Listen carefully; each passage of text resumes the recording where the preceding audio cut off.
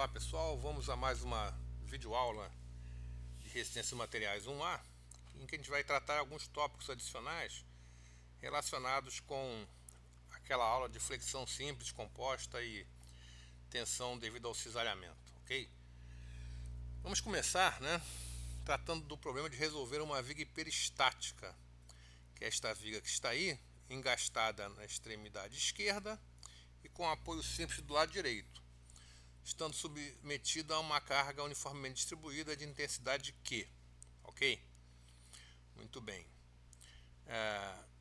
Eu não sei resolver uma estrutura hiperestática, mas sei resolver a isostática, Inclusive, foram resolvidas vigas isostáticas semelhantes a essa na aula anterior, Então, a solução dessa viga hiperestática com esse carregamento vai ser feita usando o princípio da superposição de efeitos, O que eu vou fazer, Eu tenho que na extremidade direita o deslocamento vertical ele tem que ser zero, já que eu tenho um apoio simples, do lado direito, embora ali no desenho esteja um pouco afastado, Mas o deslocamento vertical tem que ser nulo, Muito bem.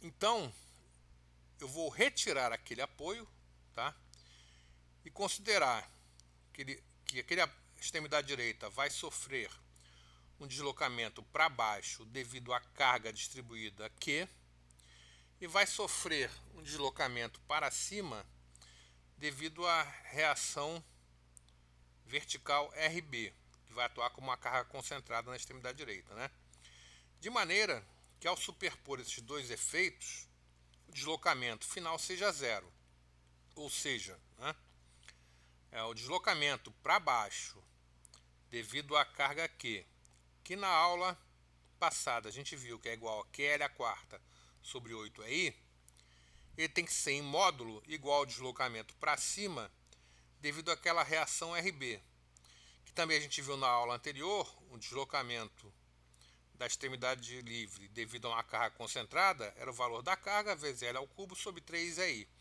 Como essa carga é igual a RB, o deslocamento vai ser RB L ao cubo sobre 3I. Então basta igualar o que é L a quarta sobre 8I ao RB L ao cubo sobre 3I. E eu vou chegar à conclusão que a reação em B vai ser igual a 3QL sobre 8, Pelo somatório de FY igual a zero, já que a carga total para baixo é igual a Q vezes L, eu vou chegar aqui a reação em A vai ser igual a 5QL sobre 8, E fazendo somatório de momentos iguais a zero também na extremidade esquerda em A, eu vou chegar aqui o momento em A vai ser igual a QL2 sobre 2, esse momento devido à carga aplicada Q, menos 3QL2 sobre 8, que é o momento devido à carga da reação RB, Isso vai me dar que o momento em A vai ser QL2 sobre 8,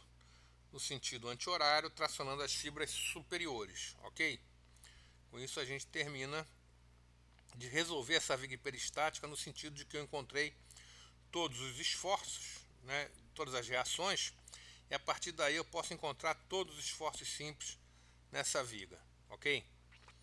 E posso inclusive encontrar a equação da elástica para essa viga hiperestática, porque na dedução da equação da elástica, em que a gente analisou um trecho curvo da viga, sobre flexão, nada foi dito sobre as extremidades, se ela era isostática, hiperestática, apenas se avaliou um trecho da viga, Então aquela equação diferencial também se aplica a uma estrutura hiperestática, que é essa viga aí.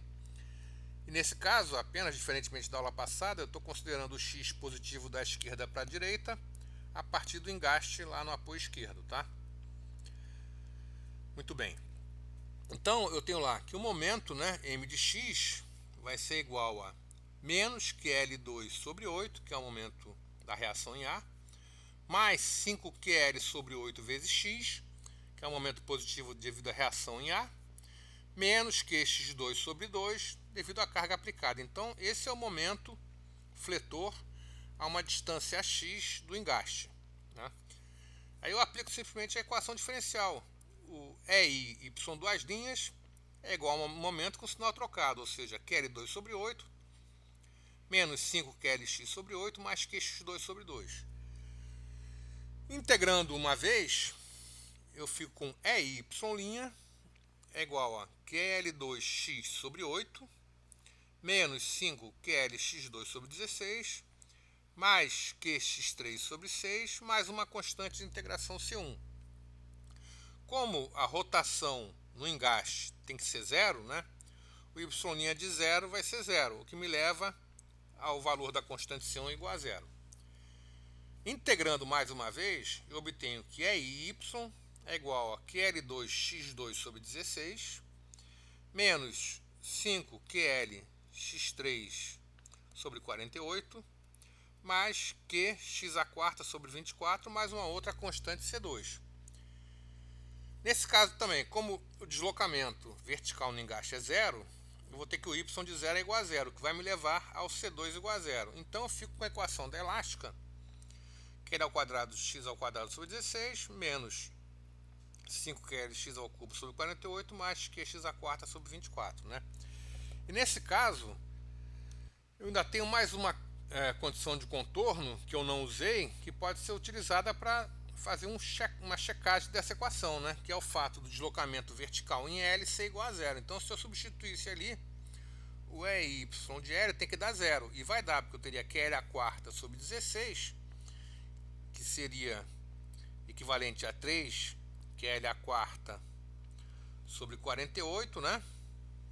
Menos 5 QL² sobre 48, que daria menos 2 QL² sobre 48, mais QX² sobre 24, que vai dar 2 QL² sobre 48, que vai zerar. Então, no caso da hiperestática, ainda tem uma equação adicional, uma condição de contorno adicional para verificar se o meu resultado está certo, ok? Muito bem. Então, nesse exemplo nós mostramos, né, como utilizar o princípio da superposição de efeitos, no caso da flexão, para resolver estruturas hiperestáticas, né? Um primeiro exemplo, é claro. Bom, outra questão que eu fiquei de ver com vocês foi a variação da tensão cisalhante numa seção retangular, né? Então a gente escolhe, né, obter a tensão cisalhante, que seria o tal XY, né, a uma distância y0 do centro da seção. Centro esse de gravidade, né, que coincide com o seu centro geométrico, tá? Muito bem. E a gente lembra que a tensão cisalhante era igual ao valor do cortante vezes o momento estático de primeira ordem de uma das partes em que a seção era dividida, né, em relação ao centro de gravidade, dividido pela largura da seção naquele ponto, dividido pela inércia. Então, inicialmente, o que varia nesse caso, né, é o momento estático. O resto é constante, né? E o momento estático, eu posso pegar uma estática daquela área achurada, né? Eu poderia pegar ou da área branca ou da área achurada, que daria o mesmo valor. Só que é mais simples eu pegar daquela área achurada, né? Então, o momento estático, aquele M estilizado ali, é igual à distância do CG dessa área achurada ao CG da seção como um todo, tá?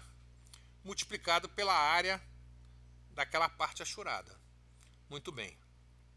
A distância entre os centros de gravidade, né, será a coordenada do centro de gravidade dessa parte achurada, que nada mais é que o valor médio entre y0 e h, ou seja, 0,5 multiplica y0 mais h sobre 2. Desculpa, eu falei h, mas seria h sobre 2, né?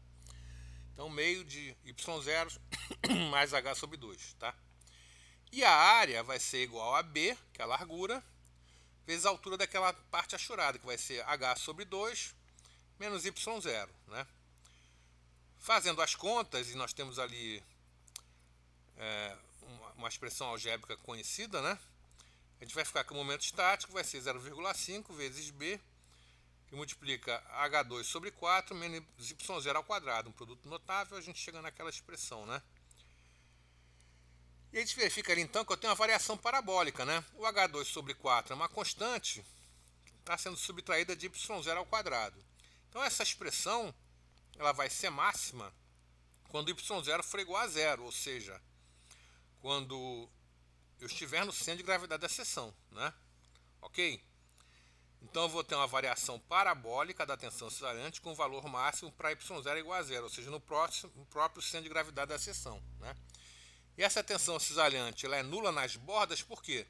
Nas bordas a área de uma das partes da seção é zero, ou a mesma coisa eu posso dizer do momento estático, que vai ser o momento estático da seção como um todo em relação ao centro de gravidade. Que pela própria definição do centro de gravidade, o momento estático em relação a ele é nulo, né? Ok? Então logo a tensão cisalhante máxima ocorre no centro da seção, né? Ou seja, o tal máximo é igual a Q vezes o momento estático, que é 0,5 vezes B H2 sobre 4, já que eu fiz y0 igual a 0, nesse caso, dividido por B vezes I. Lembrando que o I, a inércia, é BH3 sobre 12, né? Eu vou chegar no final com 1,5 Q dividido por B vezes H. Bom, B vezes H é a área, né? Então eu posso dizer que o esforço cortante dividido pela área seria uma tensão cisalhante média. É chamada assim pela literatura, né? Então, a minha tensão cisalhante máxima vai ser 1,5 de tal médio, sendo chamado de tal médio o Q sobre BH. Na verdade, não é o valor médio dessa tensão cisalhante nessa área, porque a variação é parabólica, mas seria se eu tivesse uma variação linear, né? Ok? Muito bem. Então, com isso, a gente demonstrou, né, como varia a tensão cisalhante numa seção retangular devido ao esforço cortante, tá?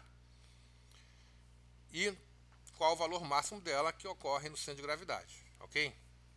Bom, na realidade essa questão do valor máximo acontecendo no centro de gravidade vale para qualquer seção transversal, tá? Se eu pegasse uma seção genérica, por exemplo, como está aí, né? Ali está marcada a interseção dos eixos x e y no centro de gravidade, né? Então eu tenho que no CG, né, eu tenho que a integral ao longo da área de YdA é igual a zero, ou seja, se essa integral da área de YdA é igual a zero, né, em módulo, a parte de cima, né, a integral de YdA para o y maior que zero, tem que ser em módulo igual à integral de YdA para o y menor que zero, tá certo? Ou seja, esses valores têm que ser iguais. Só que o da esquerda é numericamente, algebricamente positivo, né? E o da direita é algebricamente negativo, de maneira que ao somar os dois, dá lá em cima o resultado zero, tá? Quando eu pego e desloco a linha horizontal, né, do centro de gravidade para cima, por exemplo, né, essas duas parcelas elas se reduzem algebricamente. Por quê? A parcela, né, que eu tinha negativa em valor absoluto, né, a parcela negativa, algebricamente, ela vai ser somada com uma parcela positiva. Então, ela vai reduzir o seu valor, né? Então, em nenhum caso eu terei um momento estático maior do que aquele localizado, né, momento estático de uma das partes, né, quando essa linha divisória é localizada no centro de gravidade, tá?